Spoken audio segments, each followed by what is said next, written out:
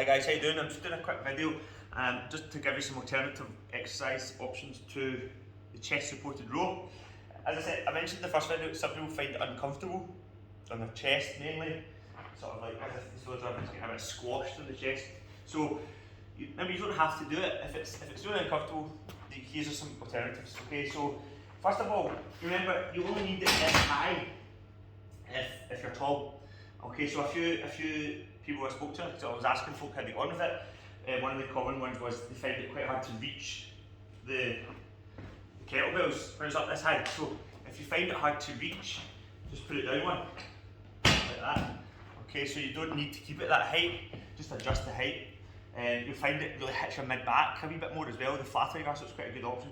But those that are wanting an alternative to the actual chest supported row, the main options are like a standing row. Okay, you just need to be aware that your lower back tires with this one. Okay, so you want a narrow stance because so the kettlebells, the knees don't get in the way of the kettlebells.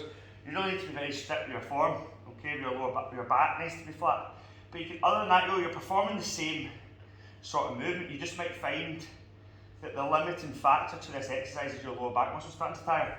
So what you could do, maybe after 4 or 5 reps, is you could stand up briefly, okay, and then repeat the exercise. It's only 2 sets of 5 with a wee stiff leg in between. Okay, another option would be to bring a wider stance, bring the kettlebells inside your hips, and you could either hip hinge over, okay, like this. So this is starting to look a bit more like a gorilla row. The main difference being it means that it's not, is that I'm not in a deep squat stance position. So the quads aren't taking much load, but again, your lower back might start to fatigue.